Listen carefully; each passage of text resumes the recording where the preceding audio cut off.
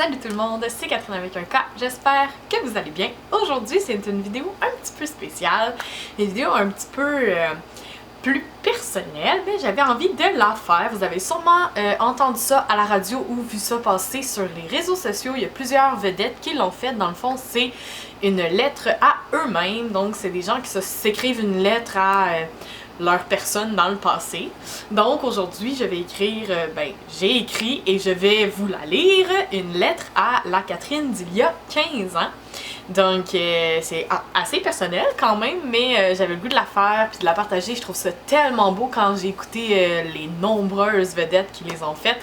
Et récemment, c'est Alexandre Barrette, si je me souviens bien, qui en a fait une aussi. Et encore une fois, je trouvais ça très beau à entendre et je trouvais l'idée très bonne, donc j'avais le goût d'en faire une aussi.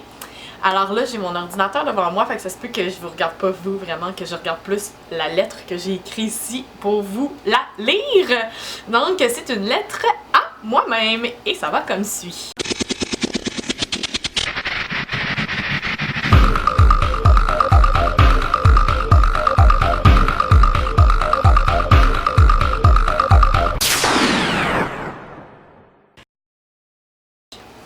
C'est stressant, mon Dieu.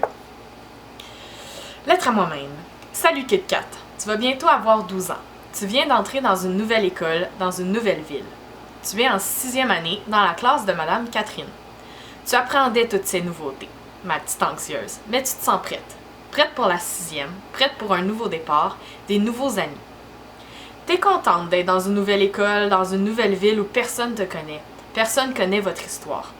Ici, t'es pas la fille d'un criminel, t'es juste la petite nouvelle. L'année commence en force avec un spectacle de Martin Deschamps. Tu sens que tu vas aimer cette école. Tu t'entends super bien avec ta prof et tu t'inscris dans l'équipe d'impro où tu te découvres un talent et une passion pour les jeux de rôle. C'est aussi l'année que tu découvriras ton talent et une grande passion libératrice pour l'écriture. D'ailleurs, tes poèmes seront publiés dans une revue. Sois-en fière. Mais malheureusement, c'est aussi à partir de cette année que l'intimidation va commencer. Un dénommé Julien se mettra en particulier sur ton cas. Castor et Lapin seront des surnoms qui vont te suivre pour les prochaines années. Ça te créera un complexe, tes dents en avant, ses palettes croches et trop avancées. Tu vas prendre la moins bonne décision pour contrer ces problèmes, tu vas t'isoler et te taire. J'ai le goût de te dire, défends-toi. J'ai le goût de te dire, laisse-les faire, souris-leur et passe ton tour.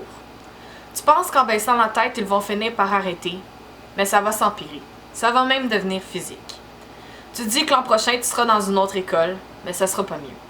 Tu vas même devoir te cacher dans les toilettes pour éviter de te faire lancer des objets ou tabasser parce que t'es trop laide. Sauf qu'en secondaire 1, tu vas aussi te faire une gang d'amis. Enfin. T'as toujours été réservée et plutôt maladroite en amitié.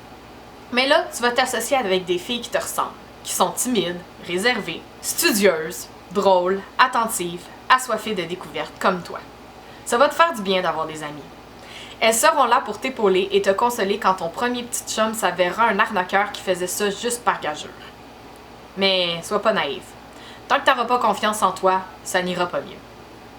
En secondaire 2, tu rentreras dans la grande école qui est Curé Antoine Labelle pour les 4 prochaines années. Puis tu vas la détester, cette école-là. Je te jure, tu l'as encore aujourd'hui. Un zoo, un vrai zoo de fou. Avec des sauvages un peu partout puis des gardiens qui savent pas trop comment gérer le tout. Tu vas en recevoir des déchets sur la tête parce qu'on t'a pris pour une poubelle. Tu vas en perdre des lunchs, tu vas en subir des claques puis des bousculades puis des maudits mauvais coups d'immature, de la vaseline sur ton canot, aux flaques d'eau dans ton sac d'école. Mais tu le sais pas encore, ma belle, ça va te rendre plus forte. Tu vas adorer faire du bénévolat à la halte garderie de la maison de quartier de Fabreville. Tu vas tellement t'y sentir à ta place que tu vas finir par étudier en éducation en petite enfance, travailler comme éducatrice et retourner à la maison de quartier comme parent participante et animatrice bénévole. Tu n'as pas vraiment d'amis, plus des connaissances. Ta meilleure amie va t'apporter un côté religieux que tu connaissais pas vraiment, puis elle va te faire découvrir des capacités que tu ne te connaissais pas. Ton meilleur ami habite Montréal. Puis ta mère voudra pas vraiment que tu ailles là-bas tout seul. Ça fait que ton côté délinquante va sortir juste là. Tu vas mentir à ta mère. Ouais, tu vas faire ça. Tu vas lui faire croire que tu vas chez Jessica quand finalement tu vas à Montréal pour voir Fred. Bon, Ok, c'est pas vraiment un mensonge, parce que tu finis quand même la soirée chez Jess, puis tu couches réellement chez elle. Mais tu fais quand même un beau détour.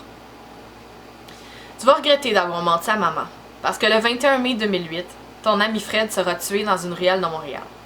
Puis maman chérie, qui le connaissait pas et savait pas que tu étais si proche de lui, comprendra pas vraiment l'ampleur de ta peine. Faut dire que quelques jours avant son décès, tu seras aussi victime d'un viol. Ça fait que t'as 15 ans puis t'as plus le goût de vivre, parce que tu souffres puis personne veut te croire. Mais accroche-toi, fille, ça va valoir la peine, je te le promets. Même si t'auras pas d'aide, qu'il va y avoir des rumeurs sur toi, puis encore bien d'intimidation jusqu'à la fin de ton secondaire, je te jure qu'à tout, tu vas finir plus forte. Ce sera pas facile, cocotte. C'est horrible ce que t'as vécu. Puis même si tu le vois pas vraiment parce que t'es en colère contre l'univers, il y aura du monde derrière toi. Ton ami Andrea te dira que rien n'arrive pour rien. Puis c'est probablement cette maudite phrase-là qui va te sauver la vie. Ton voisin Robert insistera pour que tu en parles à ta mère, puis ça va te libérer un poids énorme. Louis et Philippe, les deux policiers à qui tu vas te confier, seront de bonne écoute. Même si finalement ils lâcheront l'affaire, ça aurait été une étape importante dans ton processus de guérison. J'ai le goût de te dire, bats-toi. Dis-leur qu'ils ont tort d'abandonner, puis que toi et toutes les autres victimes de ce gars-là méritaient d'être entendues et que justice soit faite. Mais, en même temps, le lâcher-prise sera aussi un bon allié. Catherine, avec tout ça, t'as hâte d'entrer au cégep. Puis t'as raison. Ça va être des belles années. Tu vas triper, tu vas te sentir dans ton élément, tu vas être passionné. C'est aussi lors de ces belles années que tu vas te faire des amis fidèles, puis que tu vas rencontrer l'amour de ta vie. Tu vas prendre la plus belle décision que tu auras jamais prise, puis tu vas commencer une thérapie. You go, girl!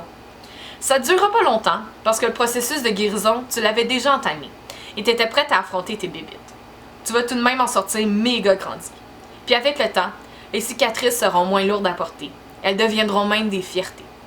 Tu vas te marier, voyager, avoir des enfants, puis même quand ton monde s'effondre à la mort d'un proche, à la nouvelle d'un enfant malade, ou au manque de respect d'autrui, ben tu seras forte. Fait que j'ai le goût de te dire que t'es belle. J'ai le goût de te dire, Makatou, d'assumer tes choix, ton style vestimentaire, ta personnalité. J'ai envie de te dire d'avoir confiance en toi, en tes valeurs, en tes capacités, en ton instinct. Puis aie de l'assurance. Ça fait toute la différence. Parce que le jour où tu vas décider d'avoir de l'assurance, même dans l'incertitude, tu vas tirer bien plus de beau puis bien plus de positif. Je veux que tu saches que tu es le maître de ton bonheur. C'est à toi de le créer. Je veux que tu saches que tu as le droit d'avoir de la peine puis d'être en colère tant que tu ne focuses pas là-dessus. Puis que tu essaies toujours d'apprendre des erreurs et des difficultés que tu vis puis que tu te concentres sur ce que ça t'apporte de bon puis de positif. Parce que je te jure, il y a de quoi à retenir ou bien il y a du positif dans tout. Mais lâche pas, ma belle. Relève la tête, retrousse tes manches, avance un pas à la fois, puis ça va être OK. Puis toi et moi, un jour, on sera meilleurs amis.